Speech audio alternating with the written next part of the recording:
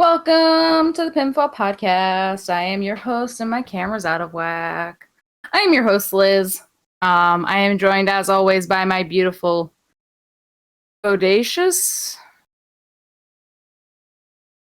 breathtaking co-host, Marcus. Glad you were able to actually piece some good ones in there. Yeah, that was a first there. Yeah.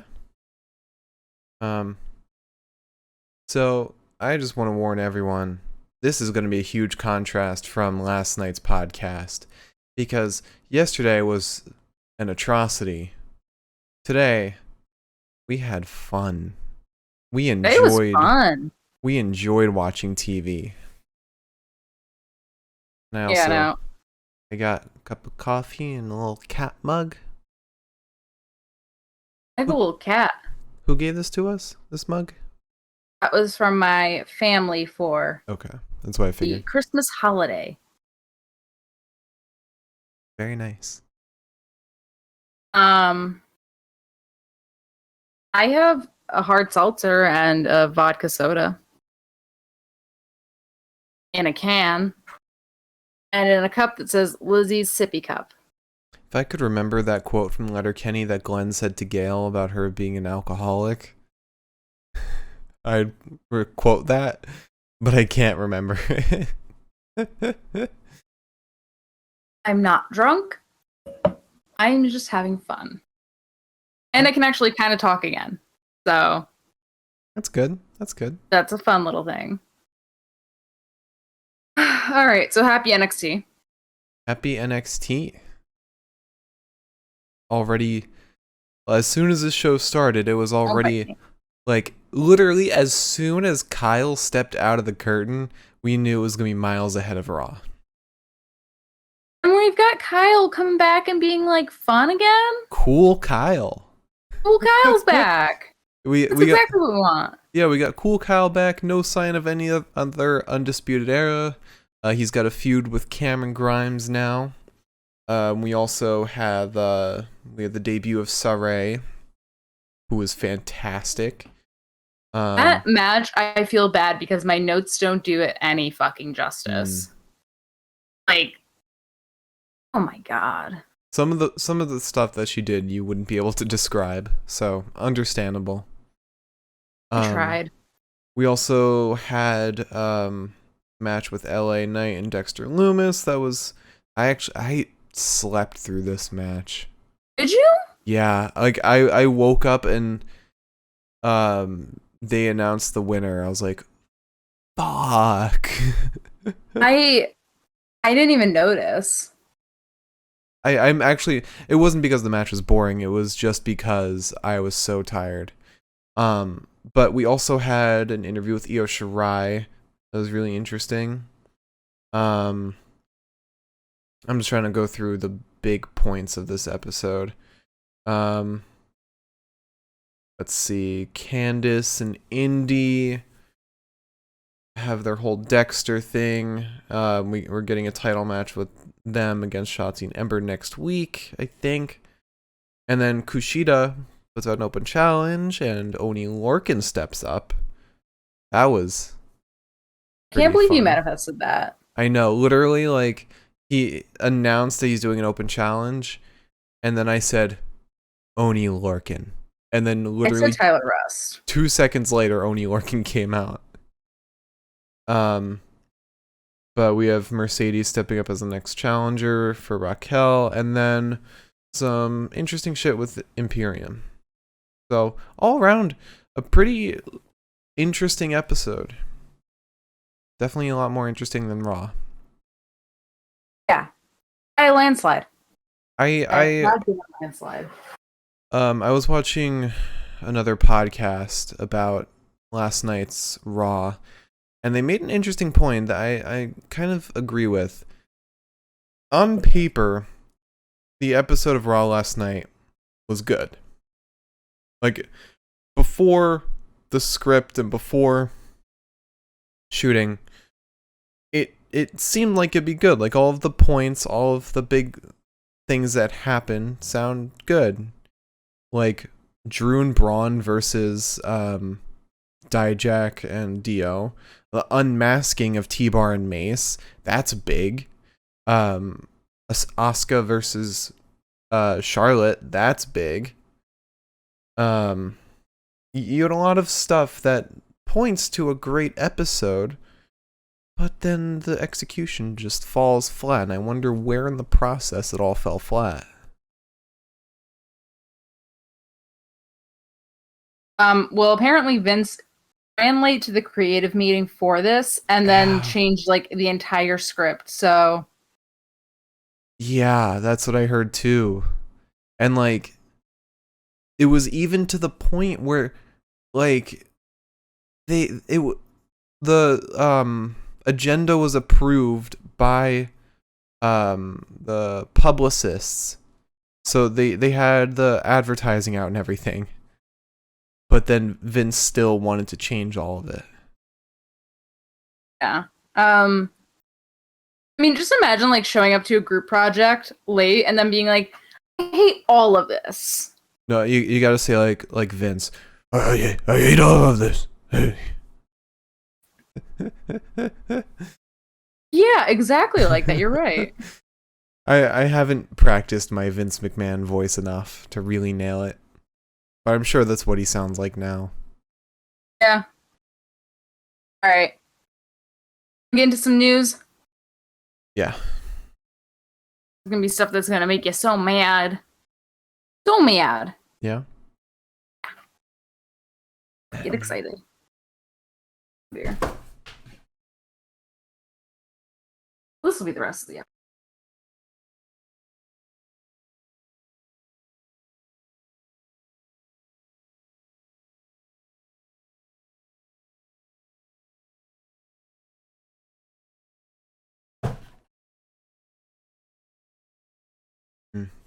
It dipped behind Get him, the big desk. man? It's behind the desk now.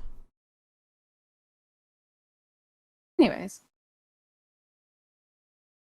So let's start with our own news. Which, aside from Randall Keith Orton, God Among Men, retweeting our tweet last night, we also in equal turn found out that we have been blocked by Matt Riddle. Yeah. And let's try and maintain some sort of professionalism after I swatted at a gnat during the podcast. So, yeah. Found out we've been blocked by Riddle. But he also retweeted us, so thank you. Guess you don't hate us as much as you think you do? Or he just doesn't know that he blocked us. I'm sure he doesn't. I'm sure he went on like a spree of blocking people when everything came out last summer. Mm-hmm. Guaranteed. But that was something. That was an experience to figure out. Yeah. And of course, I hope Randy had a fun 420 all day.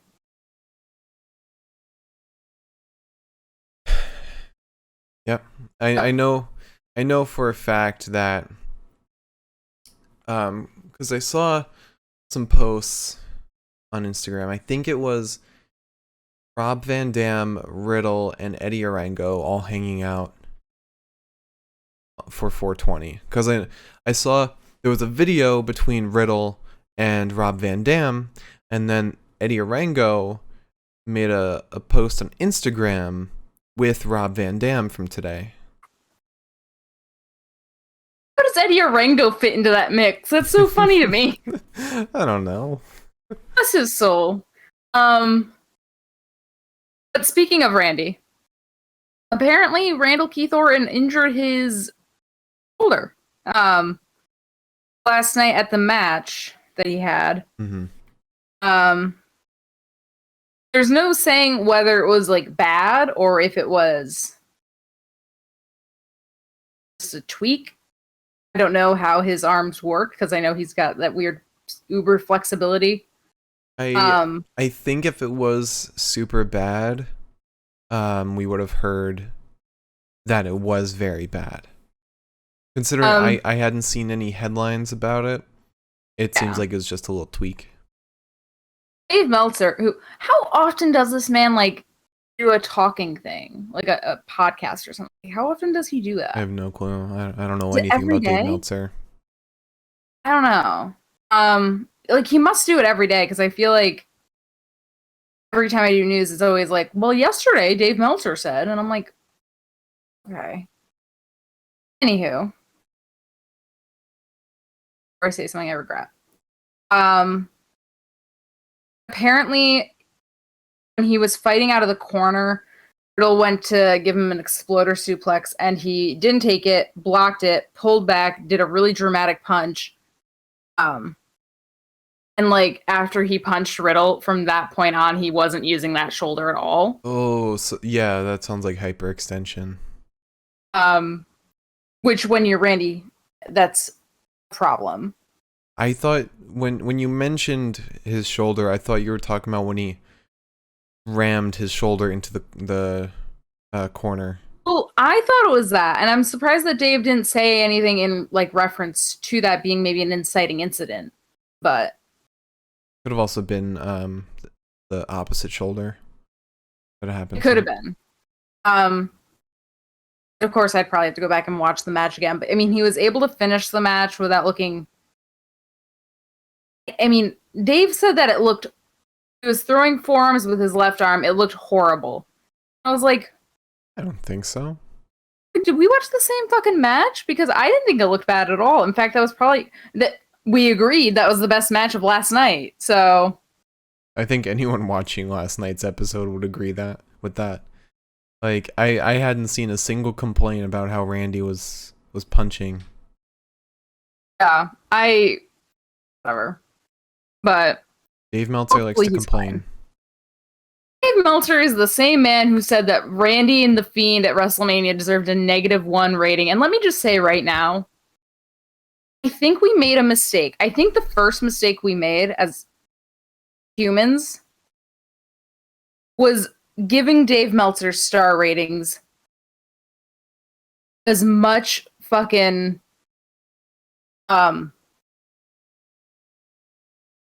Value? what's the word? Value as we have. I think that was like step one, first mistake. Now Dave Meltzer thinks he's the king shit of everything. Well, I wouldn't bring up the Randy Fiend match as an indicator because a lot of people agree with his rating on that. I didn't think it was that bad. I mean, I guess my bar is low for Raw. Personally, I think it shit on the entire storyline that was set up. Yeah, that's fair. Also, Randy kind of shat on the storyline when he didn't do the burn makeup anymore. I forgot about that. Yeah. Forgive you, Randy. Anywho, moving on. So Mark Henry decided that he wants to potentially return to wrestling. He's been saying this for a while, so he said that apparently what he wants to do is he really just like I think he basically said that he really just wants to have like a retirement challenge, a retirement match. He talked about this when talking to Booker T. But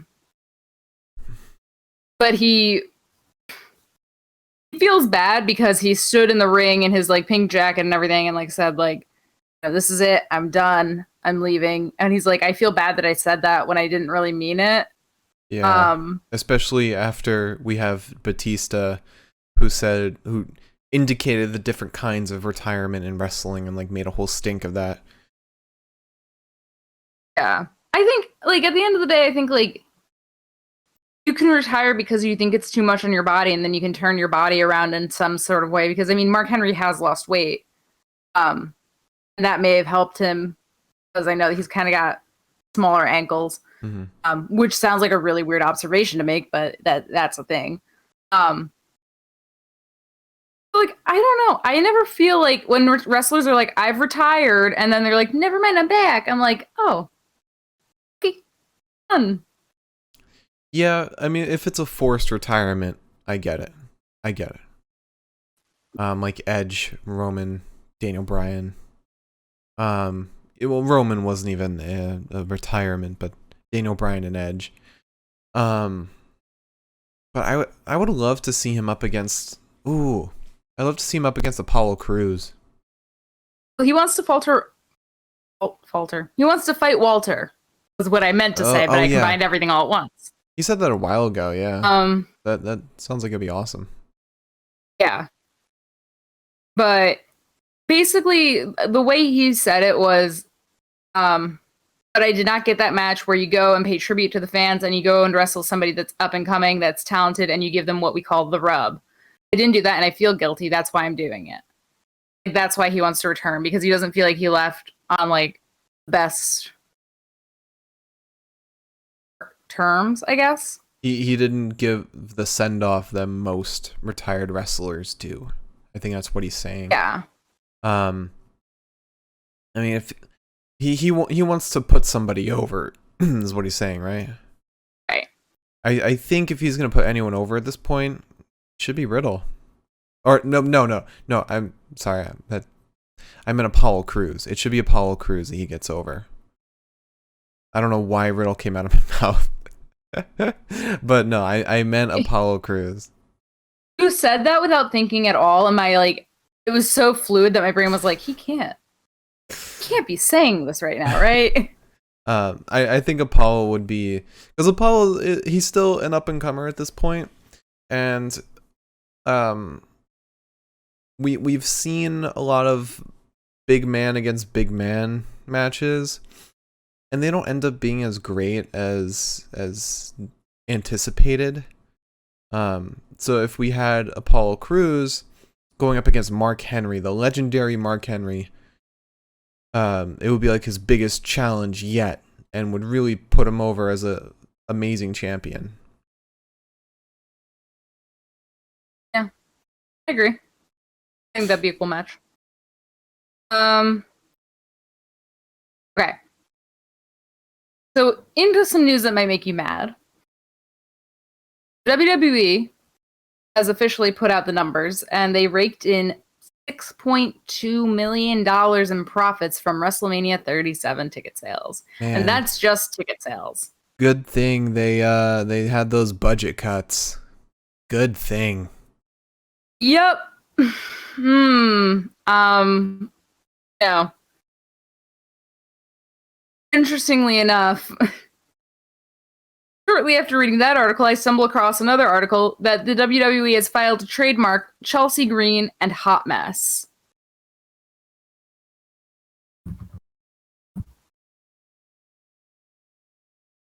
So, all right, whatever. They said, fuck you, goodbye, we don't have money for you, but wait, we have a ton of money, and we're also taking your ring name and your, like, I don't know, slogan or whatever. I mean, they're probably just making merch out of it. Or at least trying to keep the merch in the store longer. Yeah, I guess. I guess that's up to whether or not the trademark goes through, which it hasn't yet. They've only just filed. They would need consent from her, which I would not give them. If you bite me, I swear to God. Now on to another piece of news. This one's not about WWE. This is about AEW. Okay. AEW has said that they're planning to start touring for live crowds in July. This is according to Jim Ross. He said that they're making some changes. They're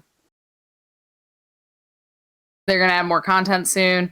And that they're kind of getting shit together so they can, by July, be ready to go out, tour, all that shit. Mm-hmm. Which, right now, I don't know if that's like the safest bet to make, but I think we'd have to look at, if we could, which I know we can't, if we could look at the numbers of how much of a spreader event Revolution was, I think that would be a good indicator of how safe it would be to tour. Yeah. But I know there's no way to view that metric. More so what I mean by I don't know if that's like the safest bet to make is because coronavirus rates are still skyrocketing. Right. But that's why I'm saying look at that, because it would show how well AEW is keeping everything in their venues safe. Sure. And how well their rules are being enforced. And I'm sure there's only so many states that they'll be able to actually go to with something like that. Oh. I have a big piece of news whenever we're finished with this piece. Okay. So, TNA match between Samoa Joe and Sting. Have you heard about the tailbone injury Samoa Joe sustained in that match when he tried to dropkick onto a set of stairs and supposedly smashed his tailbone?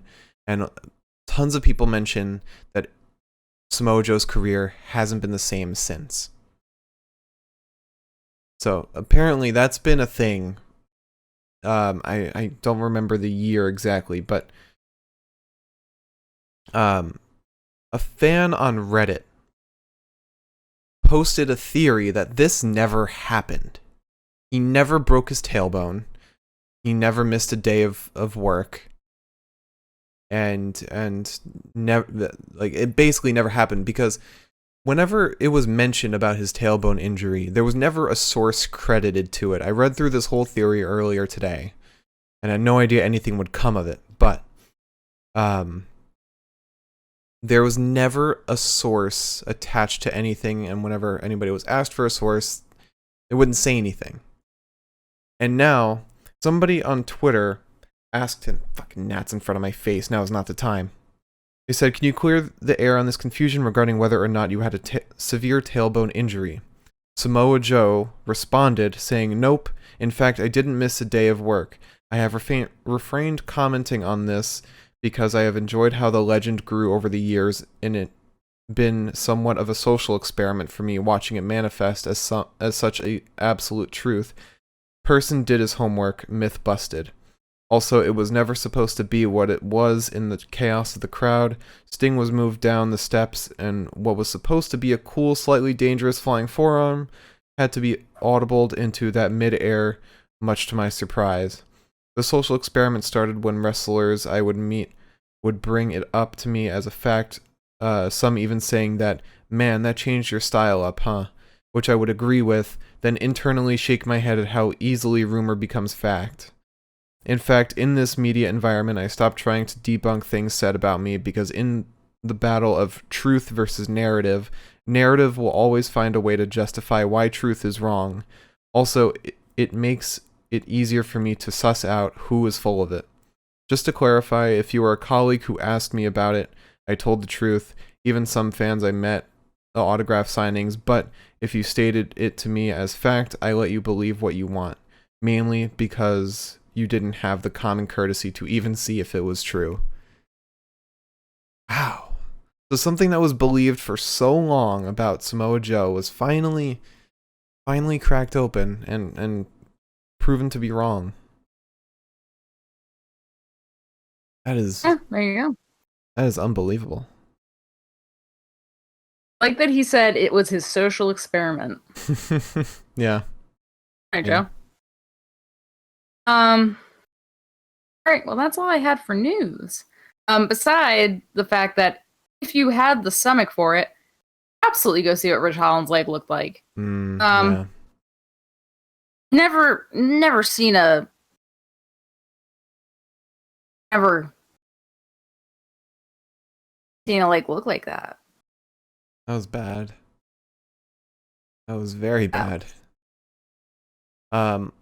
I also have one more small piece of news.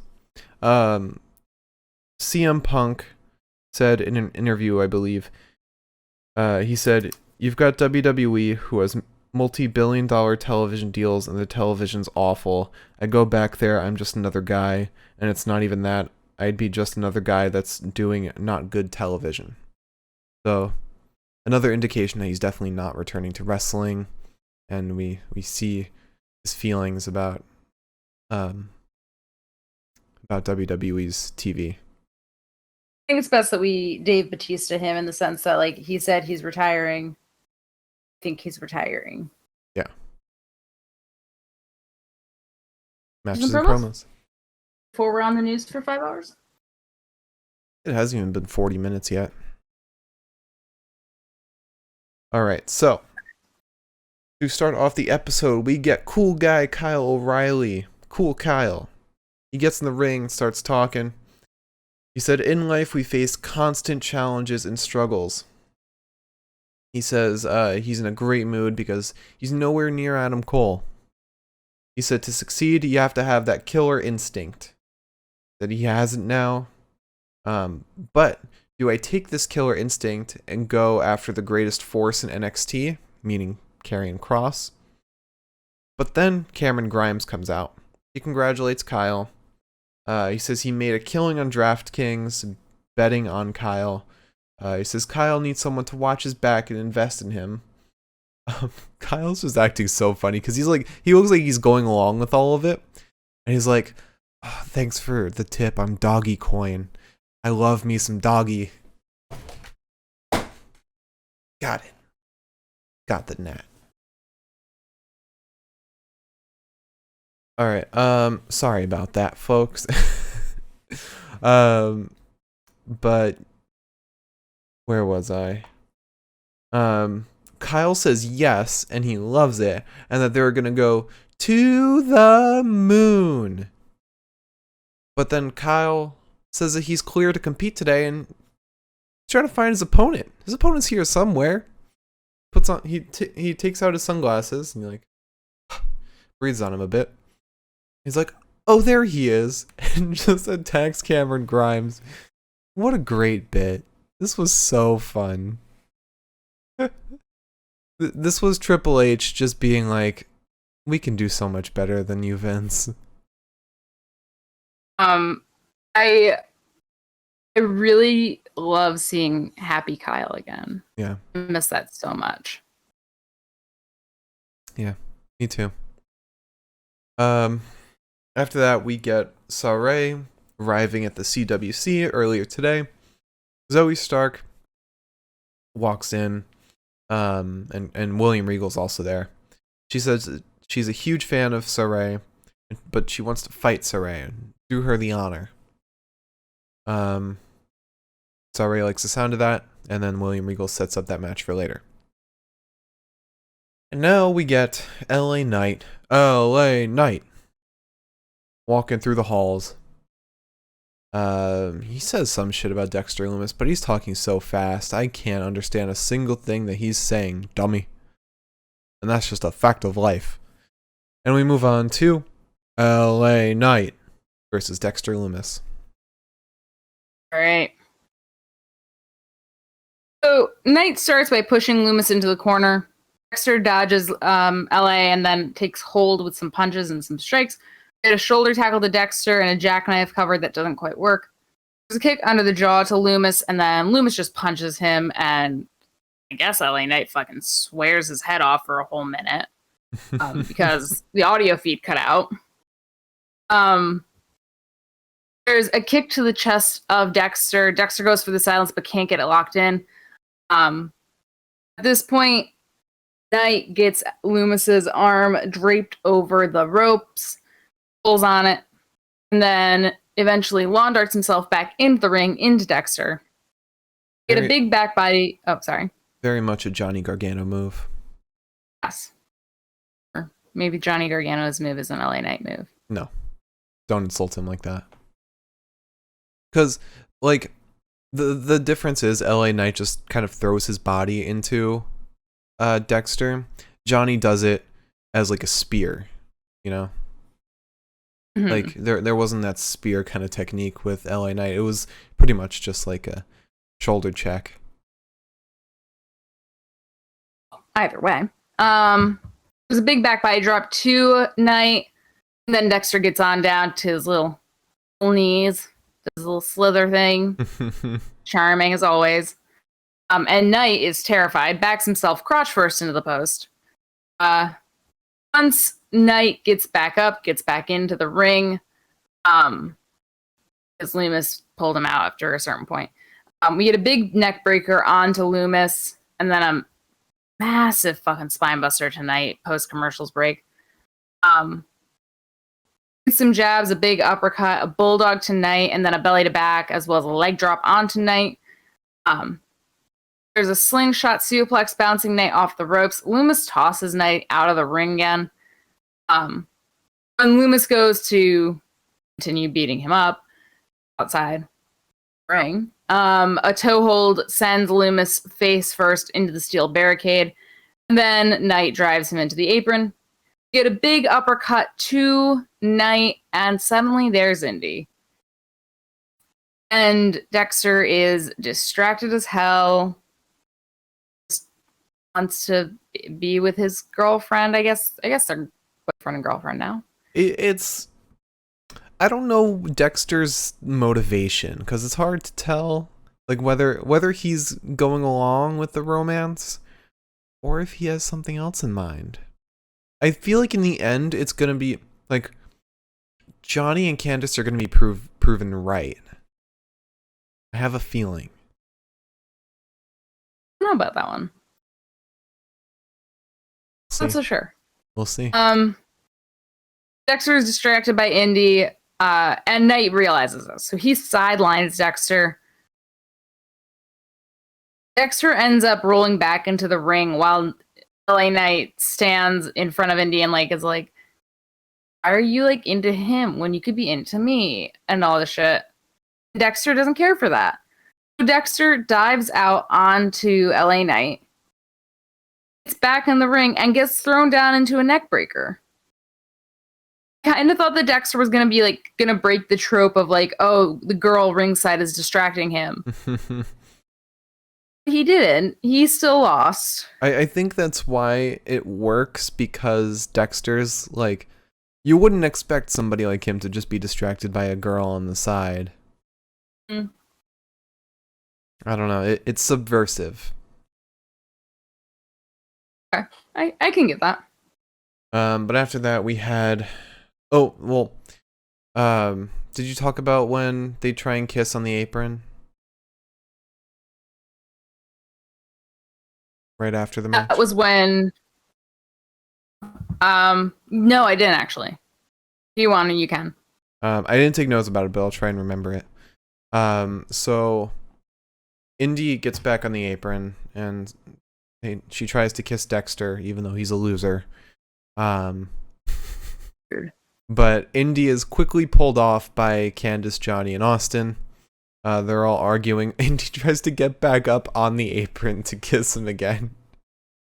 But they pull him off, and Austin carries her out with one arm. And they all exit. For Indy. The way proving once again that they are better than the entirety of the main roster. I just feel bad for Indy, dude. The man. The storyline's so great. It's so good. It really is. And I like that we get so much of Beth being very into it and Wade hating it. Yeah, Wade, I love the chemistry between all of the commentators. Yeah. Even though Vic is the play-by-play guy, he still has some color commentary in there. Yeah. They bounce things off of each other really well, and the thing that works the best is that they get involved in stories in the sense that they're kind of, it feels more like they're fans, just picking sides. Right.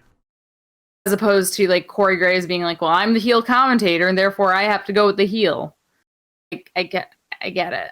I think that also has to do with the fact that NXT books heels versus heels and faces versus faces. True. Sure.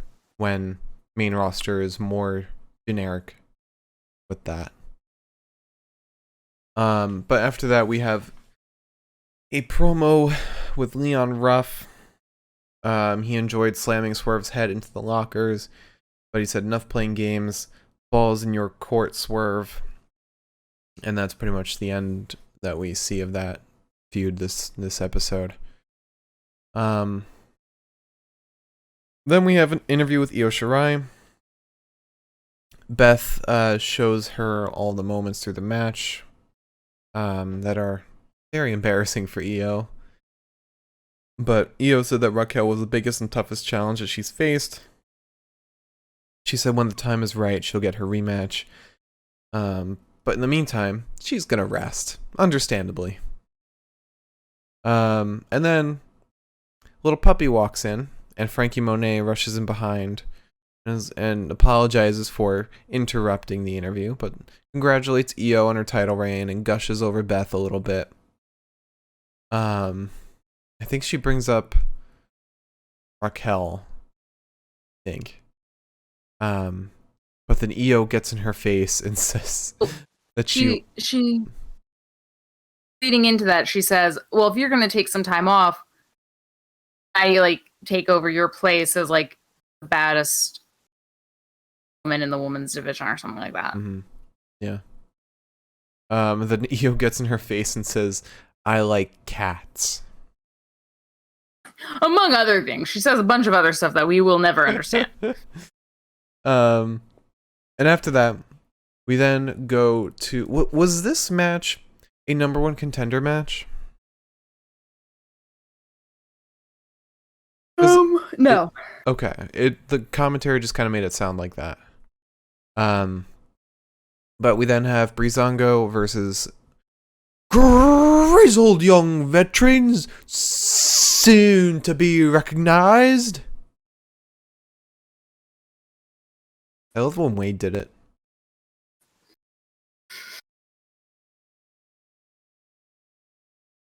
So, do you want me to talk about Breezango and their entrance? So we cut to the match after commercial, and then immediately, oh no, it wasn't even after commercial, it was after the interview. We just see Breezango marching in the ring, wearing Royal Guard outfits, like their uniforms. And then I'm like, oh, I wonder who they're fighting. And I was like, wait, no, they're fighting grizzled young veterans. Sorry, grizzled young veterans, soon to be recognized. And then, grizzled young veterans, soon to be recognized, comes out.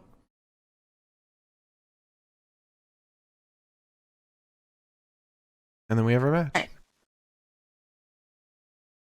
So we start this match with Zach Gibson versus Breeze. Some elbows to the back of the neck of Breeze and a shot to the midsection. Gibson goes for a power slam, but Breeze goes up and over.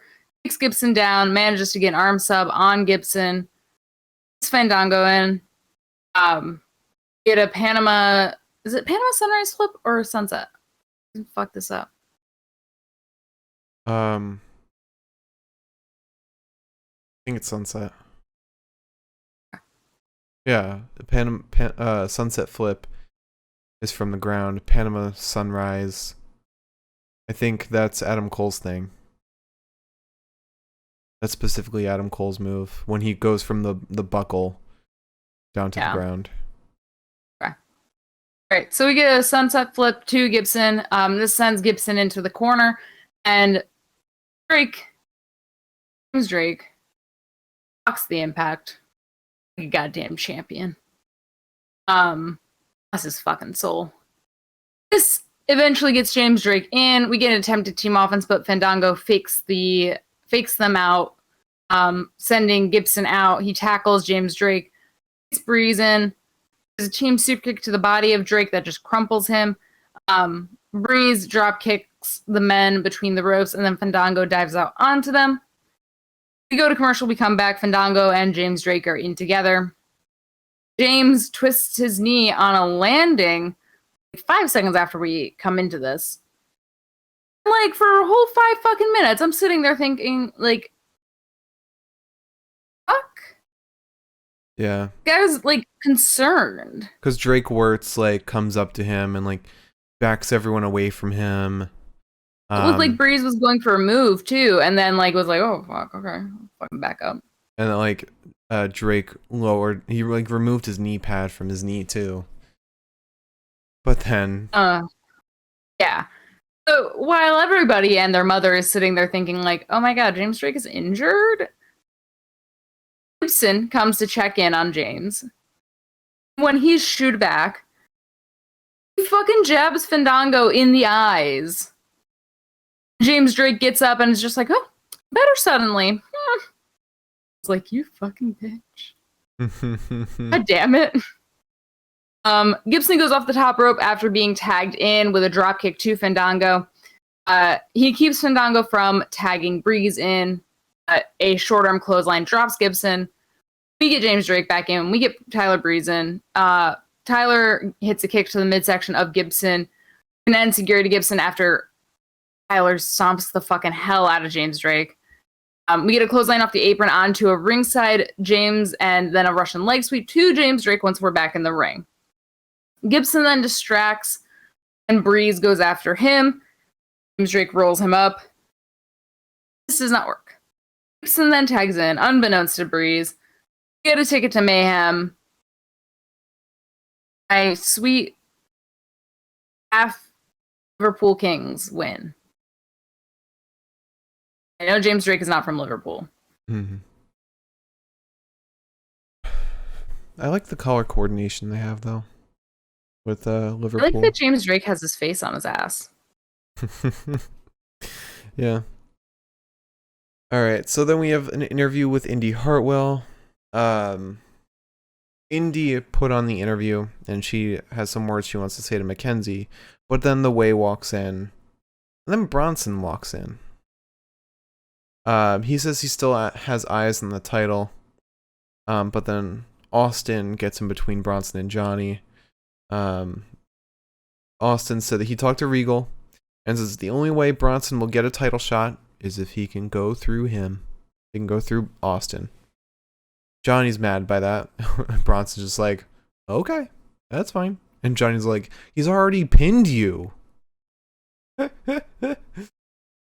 Oh, man. And then we have an interview with Cameron Grimes. He says he got himself an NFT. And then reads through the papers he received in the mail in a manila envelope. He starts reading it off, and then towards the end realizes that his bid was beaten by Ted DiBiase. And Ted DiBiase said that he wants, like, there was interest for him to come and to have some sort of interaction with Grimes in some way. Mm-hmm. And I was like, are we actually going to get that, though? Like, I hope so. That would be great. And after that, we then have Zoe Stark versus Sarray. Yeah, so I'm gonna preface this by saying, if you did not see this match, go watch it. Mm-hmm. These notes won't be any real justice to what the fuck happened today, and I just have to say that now off the bat. We start with a hand submission hold on Zoe. Pretty much right off the bat. Zoe tries to bend Sarray backwards successfully, and then they do that thing where Sarray is in a back bend, and Zoe pushes off of, like, her hands and lands on her with her knees, and Sarray just holds the position. And I was like, all right. Like, that was the moment I knew. I was like, oh, we're, like, getting, like, a hell of a match, aren't we? Which I should have expected, but, like, set my, like, expectations up to here. Mm-hmm. Then the match, like, went up to here. I was like, oh. Also, really quick, I saw Indy tweeted a picture of her and Raquel standing side by side and said, yes, Raquel and I are the same height. And Indy is billed at 5'10". Meanwhile, Raquel is billed at 6 foot. And they are literally the exact same height, so. Or to add to the file. Mm-hmm. So finally, Stark uses her legs to trip Sarray, sending her to the ground. Sarray gets out of the cover. Get a gut buster and a fucking massive drop kick to the midsection of Stark. Then, basically, what is what may as well be a sharpshooter until Sarray bridges to hold on to Zoe Stark's fucking head or neck or whatever. Mm-hmm. It kind of looked like she got in the calf crusher or something. Yeah, it wasn't a sharpshooter necessarily. It was just sort of similar to that. It was like a yes lock, but bridged. He fucking started bending backwards, and I was like, oh, that's not right. That can't be right. And checking the notes, is that right? Stark gets sent into the corner. She goes up and over on Sarray. You get a sliding clothesline that just fucking folds Sarray in half.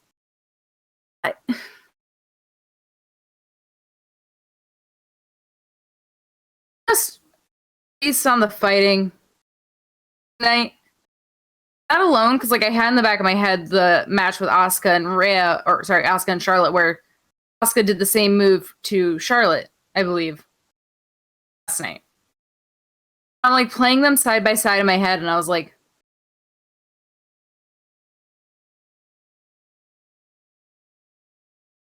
damn, this is what they're missing. At this point, this was when I realized, like, there's nothing that I'm typing that's going to do anything, like, any justice here. We get a snap suplex on Sarray that lands her high up on her neck. Sarray starts fighting Stark with some body shots, gets a sharp elbow Stark gets a sharp elbow to the back of Sarray, and then we get alternating elbows on Sarray's, like, shoulder, the soft part of your shoulder area. Sarray's then stomped in the corner. We get a hard clubbing blow to Stark's chest, and then a kick to the chest of Sarray. Stark gets both of Sarray's arms pulled back, and Sarray drives her into the corner. And she sends Stark to the apron, drop kicks her in the knee after a punch to the face. They get back in the ring. They're exchanging blows for a little bit, and I said thank you because, like, I had to catch my brain up.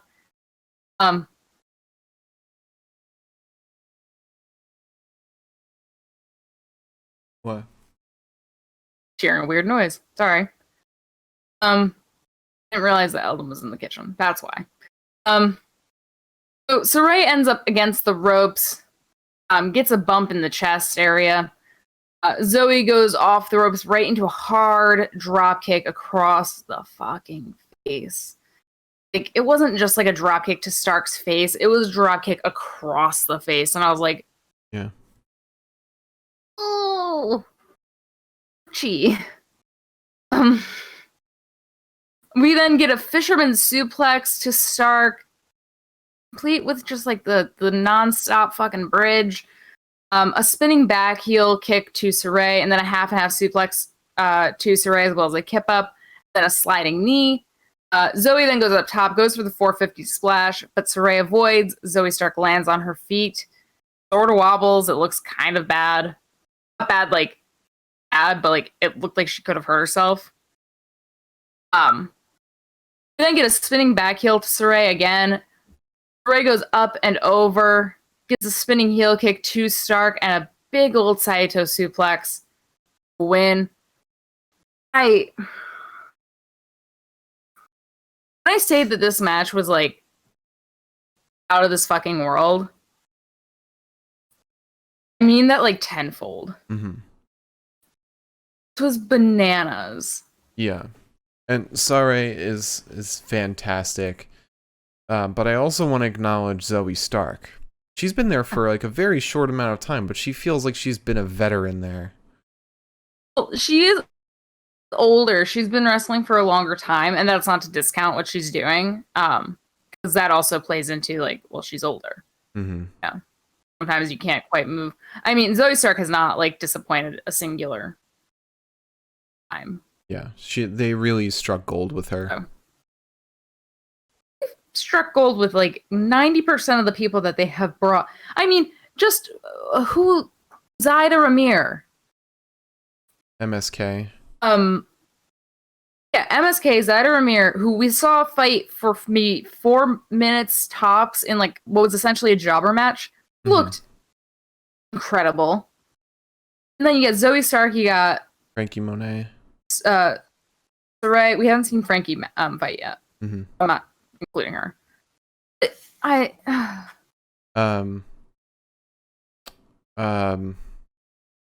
Oh no, never mind. For some reason, I wanted to say like Xia Li, but no, she's been there for a while. Eileen's return. Yeah. Karen Q. Sitting in that chair. It's just I knew exactly what we were getting with Sarray. In the sense that like I knew she wasn't somebody that like be brushed off. Right. But there's only so much your brain can like imagine going to happen. Mm-hmm. This just, oh my god, this was just absolutely fucking insanity. Oh yeah. Oh yeah. So after that, well, actually, after that, they have a little respectful moment in the ring. Zoe Stark leaves and then is immediately attacked by Toni Storm. To start up a feud after their match at the kickoff at Stand and Deliver. That'll be really interesting. Wonder if we'll get another tag match with like how we had Zoe and Io versus Raquel and Dakota. If we'll get like another tag match, except this time it's Zoe and Sarray versus Toni and someone. That's the thing. I don't know if Toni would have anyone to pair up with. Yeah, that's a question. Yeah. I don't know. I don't think what all they gotta do is pluck one of the fucking new women. I'm sure we'll still sit back and be like, fuck. I don't think they're gonna do that though. That's a main roster thing. I don't think they will. But anyway, after that we then have an interview with Raquel and Dakota. Raquel says she's been busting her ass so that she can whoop everyone's ass. And Dakota then chimes in. Was it Mackenzie doing this interview? Yeah. She kind of tried to like just move on, but Dakota's like, "Oh no, hold on, we weren't done speaking." Dakota says we beat Io so bad. Raquel says everyone in the locker room can line up, and she'll take them down one by one. And it seemed like Raquel and Dakota's relationship is still standing strong, personally. But some seeds might be trying to be sowed by Mackenzie. Like, because despite that attempt that she made, I guess, it didn't seem like there was any contention between them. Although it does show that Dakota's a bit insecure about their relationship, it seems like. Dakota said we Io. I was like, yet only one of you is holding a belt. You're not her, Dakota. Give me what I want. But she can be happy for her friend. Yes. But after that, we then have Candice and Indy backstage. They're walking and talking. And then in a door that they walk past, Dexter Lumis pops his little head over the fogged glass. Indy is distracted and runs over to him. And Candice continues walking as if Indy's still with her. But she runs into Ember and Shotzi. And Candice says, "You have something we want. And you're not even a real team like us. We're family. You're not even a real team." And then Ember and Shotzi are like, "Yeah? Why don't we ask Indy that?" And then Indy's not there. And then Ember and Shotzi attack Candace and drag her into the room they just came out of. Very heelish from Ember and Yeah. Shotzi. Yeah.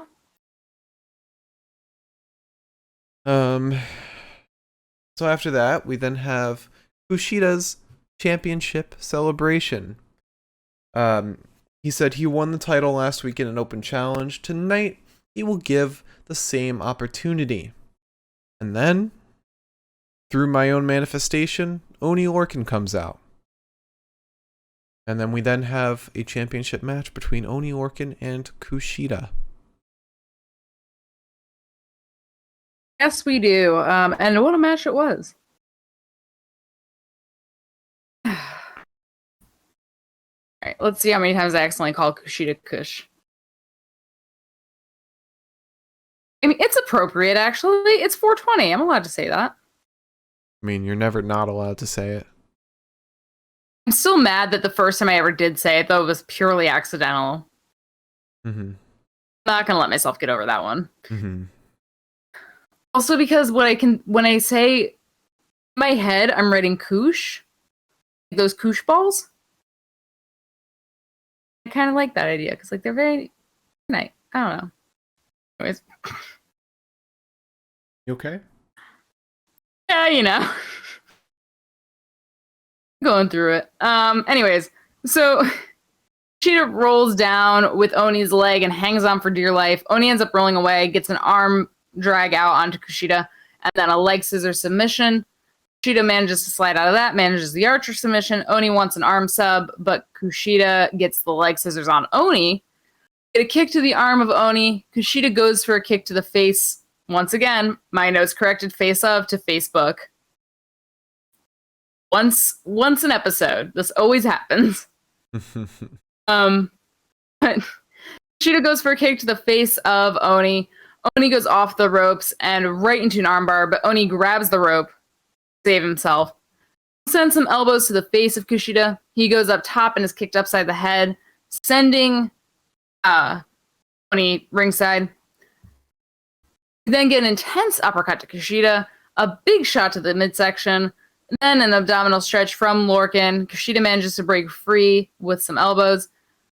We get a clothesline that takes Oni down to the canvas, and then some rapid fire strikes on Lorcan. Oni then Irish whips Kushida into the corner, who narrowly avoids whatever Oni has in store when he begins charging by kicking Oni in the face. She then dives off the top rope down onto Lorcan's arm. Get a charging European uppercut to Kushida and a big old blockbuster. There's chops to Kushida, and Kushida is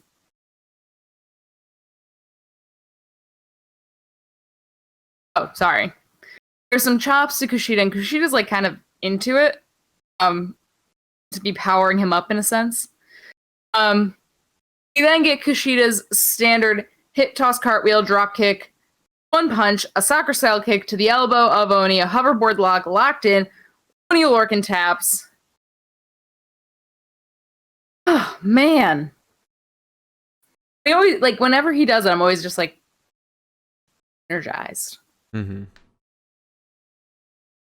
Also, a comment on the post thread for NXT tonight. Somebody pointed out the women's division of NXT has 4 ongoing storylines right now. Wow. And you compare that to to the main roster. How many storylines are there? On Raw, you got Nia and Shayna and Mandy and Dana. You got Rhea, Asuka, Charlotte. That's 2. SmackDown, you got Bianca and Sasha, which just I think ended. Oh, that's actually going to continue. Okay, well, there you go. So that's 1. Natty, Tamina, Nia, and Shayna. You count that one? No. That's it. You got 1. Or 1.5. I'd say 2. 2.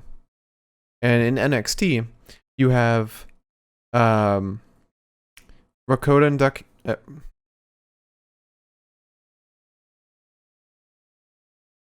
Let me rewind that. You have Raquel and Dakota and Mercedes. You have Io and Frankie. You have Sarray and Zoe / Tony. Or Sarray and Zoe versus Tony. And Shotzi and Ember versus Candice and Indy. Wow. And there might also be others. There's also Zaya and Casey and Kaden. I believe that's it. If you also want to include Tegan and Dakota, but who knows where Tegan is. Wow, that is incredible. Yeah. Shocking, but incredible. And it's not like the men's storylines suffer at all.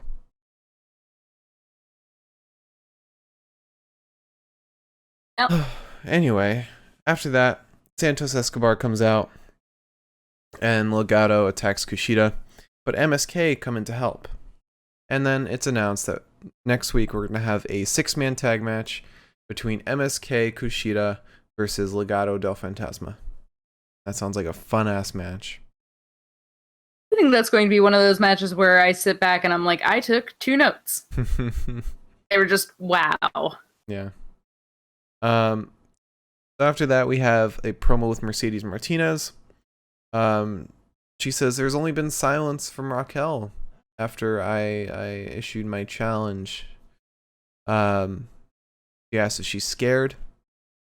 She said Raquel had the chance back at the interview to say something, but Dakota did. Dakota barks the orders and Raquel responds like a lapdog. But Mercedes said that she'll take Dakota out, that nothing will stand in the way. And that's probably gonna write the beginning of the end for Dakota and Raquel. But after that, we have a promo with The Way. Candice walks in all beaten up. Indy runs in saying she saw Dexter, but she also saw Regal. He gave Indy and Candice a tag team championship match for next week, I think. So. And then Indy runs out, Austin runs out. Johnny asks Candice, "Are you gonna be okay? I'm just 5 minutes, okay? Just 5 minutes." And Candice just like, I feel bad for Candice. Yeah, poor Candice. She's just trying to keep her daughter away from teens. She's doing her best. But then, after that, shockingly, we get Everrise versus Imperium. Everrise rules! No. Everrise sucks. Okay, so Chase Parker grew out a mustache, and I had a lot of feelings about it, and they were all positive. Okay. Because, like, looks good. No, he does not. I'm in love. Okay, that's great. Then we get Marcel. Like, it was himbo hours for, like, a solid 5 seconds. Everrise is a bunch of himbos. Marcel is a himbo. Then there's Fabian. He doesn't count. He's not on Everrise. I was saying it was himbo hours because we got all of our himbos in one place. You saying Alexander Wolf is a himbo? Oh, but I don't want to talk about him right now. I'm mad at him. You saying the ref is a himbo? I don't know who the ref was for this match.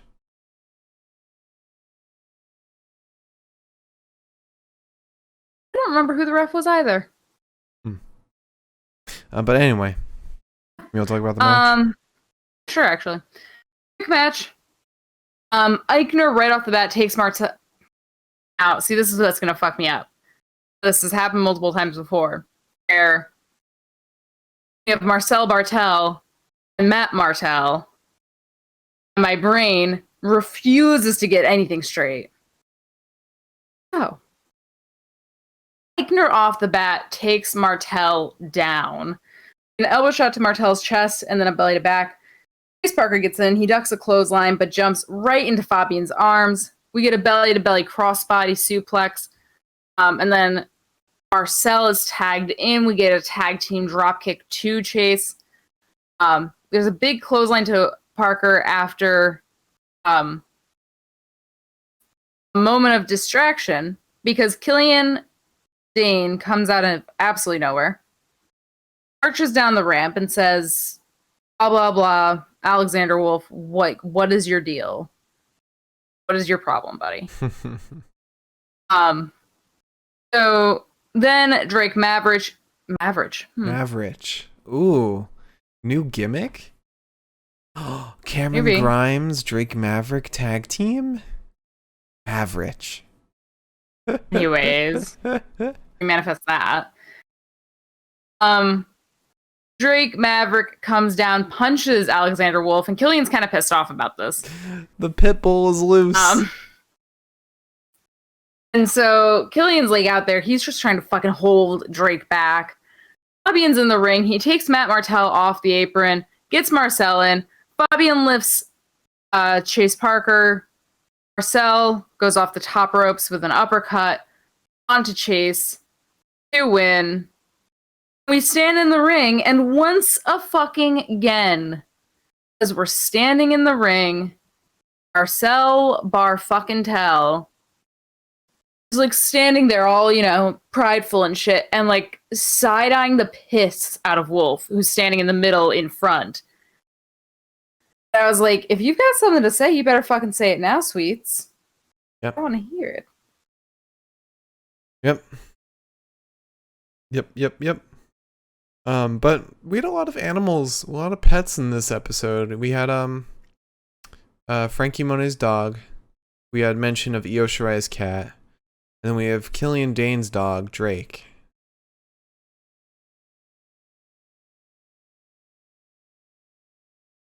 I'll be here all night.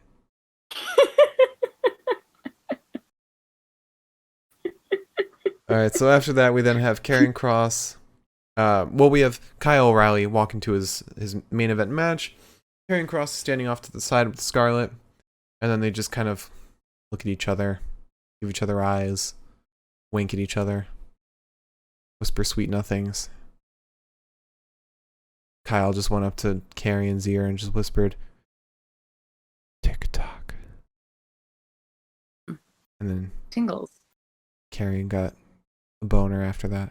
Anyway, so then we have Kyle O'Reilly versus Cameron Grimes in our main event today. What was it that you were saying about professionalism? I'm a professional joke. All right. So Kyle versus Cameron. Kyle starts the match out by sitting down. That's where we start. There's a leg submission on Kyle, but Cameron can't get it locked in. Kyle kicks Grimes away, wants the arm sub, but Cameron is playing hard to get. Then Grimes starts bending Kyle's arm backwards. Get a headlock on Kyle and a big shoulder tackle to O'Reilly. Kyle trips Grimes, gets Grimes' arms twisted up. The submission is broken by a couple of punches from Grimes. Grimes then gets a knee to the jaw and a gentle little slap. Kyle sets off kicking the hamstring of Cameron Grimes. Grimes eventually goes up and over for a Panama Sunset flip. Or no, just a sunset flip, sorry. Once the sunset flip, Kyle won't go down. We get an armbar on Grimes, but Grimes reaches the ropes. Then he lands a shot to the back of O'Reilly's neck. And this kind of sets the tone for most of the match, where a clothesline just folds Kyle in half. Cameron Irish whips Kyle into the corner so hard that Kyle bounces off and back into Grimes. Grimes pulls on Kyle's neck, pulling it backwards in a submission hold. We get a shoulder tackle to Kyle, who still manages to get up and hit Grimes with a knee strike to the midsection. We get a series of strikes and kicks. Kyle sweeps Grimes' leg out from under him. There's a forearm to Grimes and then a belly to back. O'Reilly gets the leg bar locked in, but Grimes rolls to the ropes immediately. Cameron then tries a leg sweep on Kyle, but it fails. We get a back elbow to O'Reilly instead. Riley then blocks the DDT attempt, but Grimes is blocks the DDT attempt, puts Grimes into a sleeper hold. We get a kick to the chest of Grimes and a spinning slam to Kyle. O'Reilly then hangs tight to Grimes' legs, but Grimes manages to break free again. We get a knee to the jaw of Grimes and then a kick to the back of the head of Grimes. Then a stereotypical Cameron Grimes, big old Puma tackle to O'Reilly.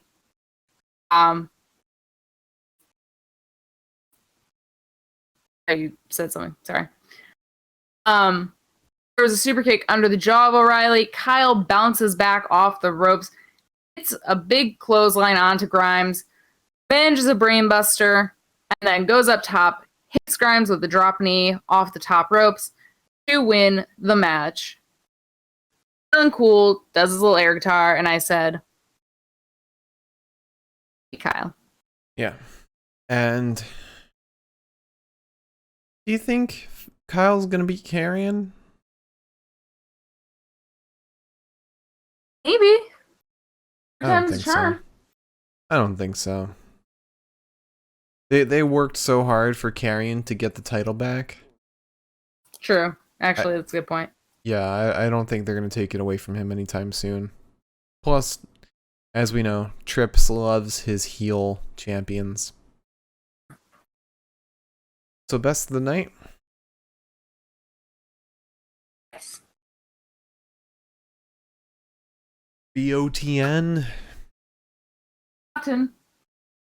All right, so promo of the night. We start off with Kyle introducing us to Cool Kyle. We get the introduction of his feud with Cameron Grimes. Great stuff. Really funny all around. Kyle's so good at cutting a promo now. And the way his physical comedy was just so good. It was so good. We then have Sarray arriving to the CWC. The match for later set up. It was alright. We had LA Knight walking through the halls. It was fine. I mean, I couldn't understand really anything he was saying. But yeah, that's just a fact of life, dummy. Oh yeah. Then we have a promo with Leon Ruff. I feel like this was completely unnecessary, but kind of just a reminder that this feud's still going on, and they haven't forgotten about Leon and Swerve. Then we had the Io Shirai interview. It was a nice change of pace in storylines because Io was just like, I'm just gonna rest. That's what I'm doing now. It's nice and realistic. Hmm. Then we had the interview with Indy Hartwell, which featured Bronson's challenge and then the match next week. That was fine. Love any opportunity for the way to be hilarious. Then we had Cameron Grimes' interview where he's beat up by Ted DiBiase for the NFT.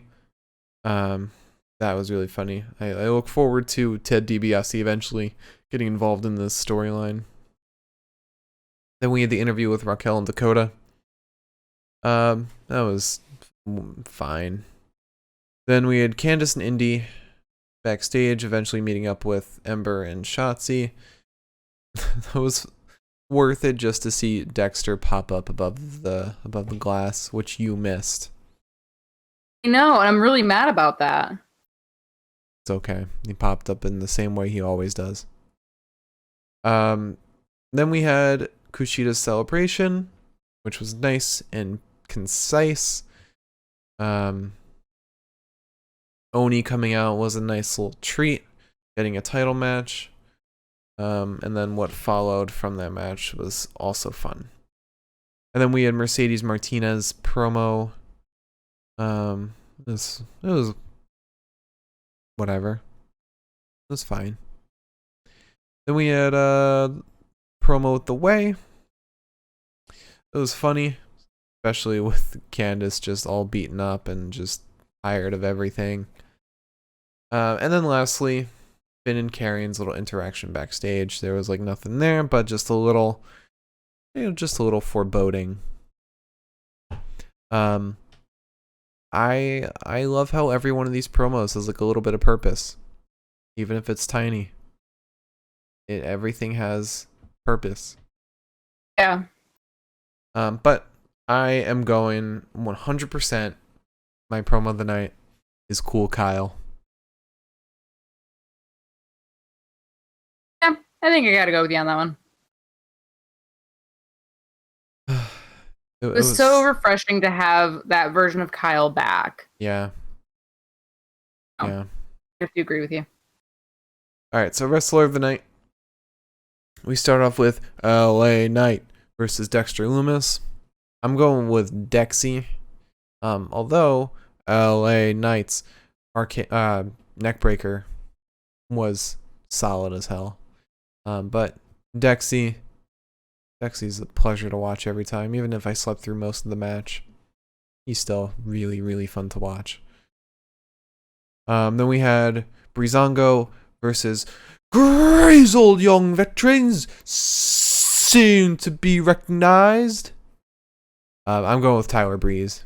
Breeze's hot tags looked awesome. I mean, he had what's it called? Flying head scissors.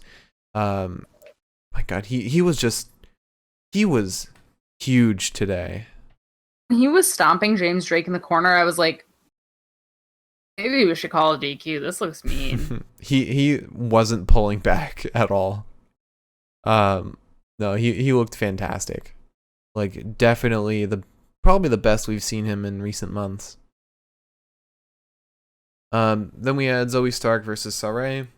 I gotta go with Sarray. She looked awesome. I'm so excited to see her in the future. We saw some incredible stuff today that we don't really see anywhere else. And it's really nice to see that NXT gets these not only new and talented talents, but unique talents as well. And then we had Oni Lorcan versus Kushida. Kushida's so good. I gotta go with Kushida. Especially that whole, like, I forget the move. I know it's like a cartwheel into a drop kick. I think you referenced that as like the Jeff Hardy thing. It's so fluid. It's all one motion. Kushida's so fast. Jeff Hardy's thing, but cool. Yeah. Kushida's so fast and fluid. He moves unlike any other superstar. And then Everrise versus Imperium. Oh, with Fabian, I guess. Marcel wasn't really in the match at all. I don't think he stepped in once. Did Marcel step in at all? Marcel tagged in right at the end. He got the win. Okay. I'm still going with Fabian. And then we had Kyle versus Cameron Grimes. Kyle looked awesome. Cameron Grimes looked fantastic as well, but I just love the way Kyle wrestles. He's so fun to watch. His combination of grappling and show wrestling is beautiful. He's so talented. And it makes it so difficult to pick someone today. It is so difficult. I have a feeling I know who you're going to pick, but I'm going to try and make my own decision right now. I'm trying to make my own. All right? Not going to pick Dexter Lumis. I'm not going to pick Fabian Eichner. Okay. I'm not going to pick Kushida, because we've seen a better Kushida very recently. Okay. I'm not going to pick Tyler Breeze. Because Tyler Breeze was only great in the hot tags, which is normal for a superstar to look great. Okay. So that leaves Kyle O'Reilly and Sarray. Okay. Now,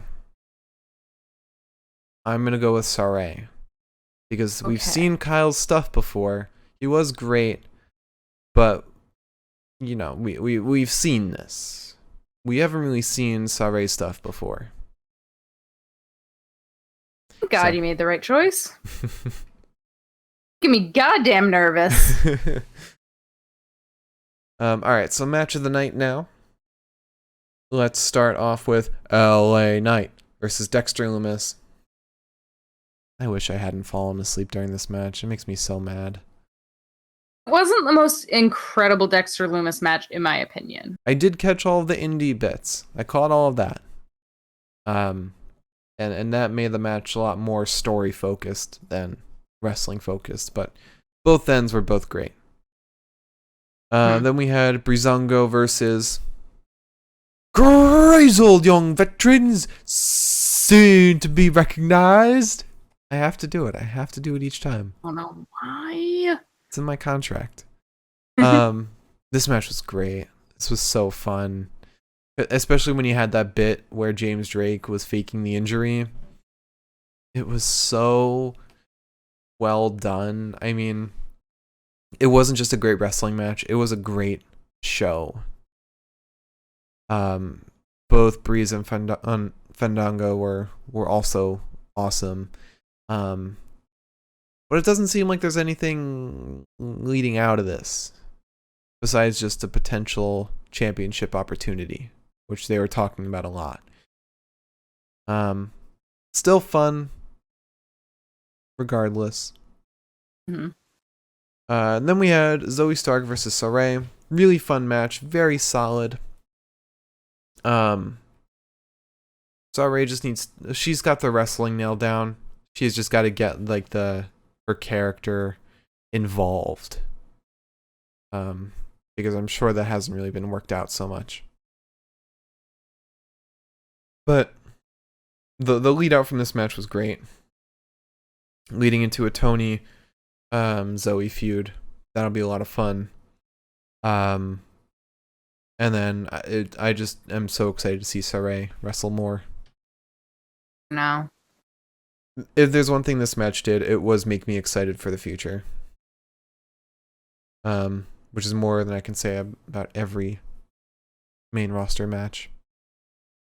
Alright, so now we have Oni Lorcan versus Kushida. Really fun match, but feels kind of... I mean, it's an open challenge, so it's gonna feel a bit pointless. It felt a little lackluster, you know? But both Kushida and Oni were great. I just think it was just put in there for Legado to show up at the end. Then we have Everrise versus Imperium. The match itself was kind of pointless. The focus wasn't even really on the match. It was on Drake and Killian on the sidelines, which was fun. That was nice to see. I'm excited to see how Killian and Alexander Wolf are going to interact next week. But for tonight, this match was fine. And then we had Kyle O'Reilly versus Cameron Grimes. Really fun match. I'm kind of interested to see where this goes. Whether they continue the Cameron-Kyle feud or if it kind of splinters off. Kyle focuses on Karrion and Cameron focuses on Ted DiBiase. But still, really fun. Kyle acting like a doofus. Love it. So, if I had to pick one for match of the night, I think I gotta go with Zoe Stark and Sarray. Making good choices. I agree with you. Match was a fucking banger of a match. It was so good.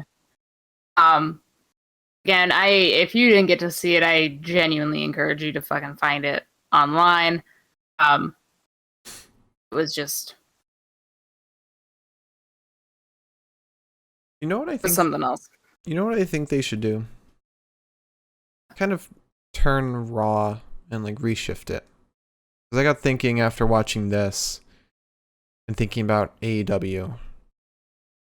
AEW has Dark, which is like long, but it's filled with matches. It's filled with them. From like, whether like it's tenured guys or it's new guys. I think that's what they should do with Raw. Just like pack it with matches. Maybe don't have lead-ins. Maybe for like the main event have lead-ins, but just like keep it just to show off talent, I guess. Focus on the wrestling rather than storylines. And then really have your big storyline brand of SmackDown. Yeah. I don't know. I don't know. You can't... Get rid of the brand split. Or just make Raw 2 hours again. Concept. Yeah. Man, this was a great episode of NXT. It was something else. So to run it back, promo of the night, Cool Kyle. Wrestler of the night, Sarray. Match of the night, Zoe Stark versus Sarray. Shit was so good. Yeah. Oh, man. So you want to close out the episode? We'll close out the episode. If you joined us tonight, thank you so much for joining us. And if you join us in the future, thank you so much for joining us. I hope you're having a happy Thursday's coming up. How's that for a reminder? What's coming up? Thursday. Oh. Yeah. May 9th. So if you have a mother that you like, or a mother figure that you like, remember, May 9th, Mother's Day. I always need that reminder, so I'm giving it to you guys. Please join us on Friday. We will be talking about SmackDown, and hopefully we'll be talking about Edge. About who? Edge. Why would we talk about Edge? He's retired. I don't know. Anyways, hopefully it'll be a little better than last week's SmackDown. So please join us for that. It'll be a good time. Yeah. Thanks. Thank you all for watching. Follow, subscribe, all that jazz. Our YouTube is the Pinfall Podcast. Our Twitter is at Pinfall Podcast. Little handle is down below. My handle on Twitter is at the Mark Cameron. Liz's is at Eliza Elaine23. And that's about it. Thank you all for watching. Hope you all enjoyed, and we'll see you Friday for Friday Night SmackDown. Have a great night, everybody. We'll see you then. I have a little fake turtleneck on. Okay.